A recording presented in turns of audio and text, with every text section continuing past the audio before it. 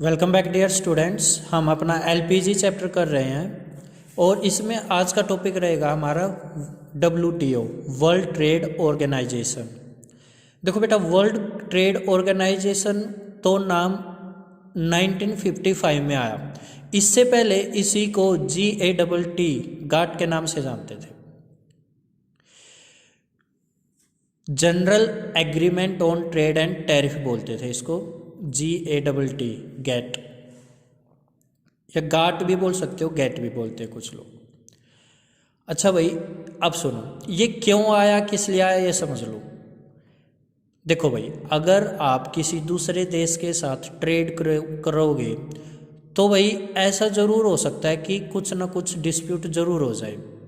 ठीक है, उसको सुलझाने के लिए कोई तो होना चाहिए। तो उसको सुलझाने के लिए कौन है हमारे पास? WTO, world trade organisation.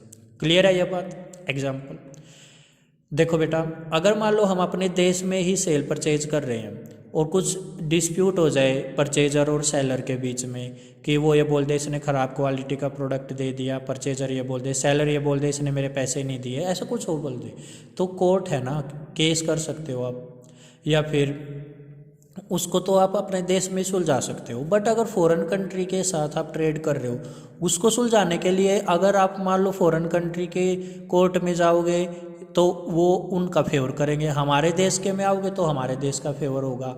तो एक इसका मिडल वे निकाल लिया, मिड वे निकाल लिया। क्या निकाल लिया कि अब हम एक ऑर्गेनाइजेशन बना रहे हैं जिसका नाम है वर्ल्ड ट्रेड ऑर्गेनाइजेशन, वो करेगी ये काम।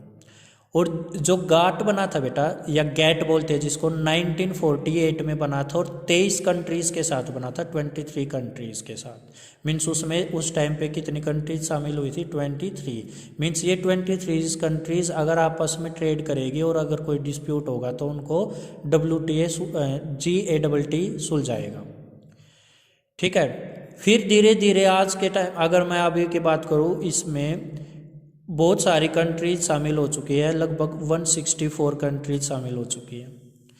ये समझ चुके हो? अब मैं एक बार रीड कर रहा हूँ, देखो। प्रायर टू WTO से पहले जनरल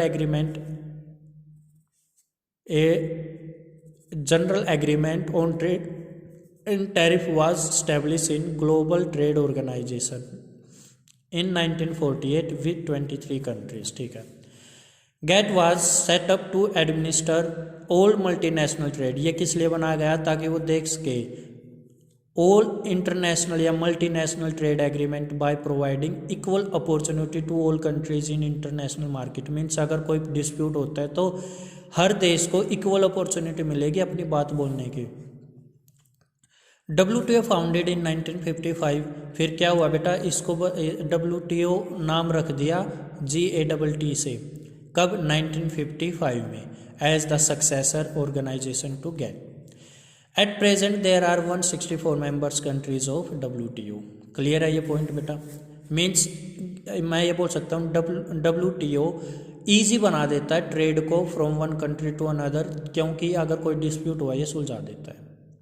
अब इसके फंक्शंस क्या हैं वो पढ़ते हैं। ये बेटा फंक्शंस ऑफ WTO। एक तो ये to facilitate international trade through removal of tariff and non tariff barriers. Tariff होता है टैक्स से रिलेटेड, नॉन टैक्स से रिलेटेड होता है नॉन टैरिफ बैरियर्स। इनको हटा देता है, इनको ये फैसिलिटेट करता है हटाने में। दूसरा बेटा, ये रूल बनाता है ट्रेडिंग के कि भाई आप अगर एक देश से दूसरे देश में ट्रेड कर रहे हो तो कुछ रूल्स फॉलो करने पड़ेंगे जिससे डिस्प्यूट कम से कम होने के चांसेस हो। ये रूल बनाता है WTO।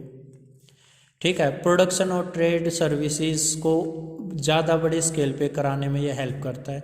मीन्स आपने इंडिया में कोई चीज़ बनाई है, आप आसानी से उसको फॉरेन कंट्री में बेच सकते हो विदाउट एनी डिस्प्यूट। जो पूरे संसार के रिसोर्सेज हैं उनको बेटर यूटिलाइज कैसे करना वो भी WTO बताएगा। मतलब उसके लिए भी ये हमें हेल्प करता है कि आप अपने रिसोर्सेज को कितना अच्छा यूज़ कर सकते हो और ज़्यादा प्रोडक्शन कर सकते हो और ज़्यादा प्रॉफिट कमा सकते हो। तो ये एक छोटा सा टॉपिक था बेटा आज का, जो हमने कंप्लीट कर लिया। आपको कुछ इनमें डेट्स याद रखनी है कि स्टार्टिंग में ये GATT के नाम से आया, general agreement on trade and tariff, ठीक है ना, general agreement on trade and tariff. ठीक है बेटा, और 1948 में आया ये। फिर इसी का नाम क्या कर दिया, वर्ल्ड ट्रेड ऑर्गेनाइजेशन, और 19 कब कर दिया था ये, 1955 में नाम बदल दिया था इसका। क्लियर है ये बात। और आज के दिन इसकी कितनी मेंबर्स कंट्री हैं, 164। ठीक है बेटा, थैंक यू।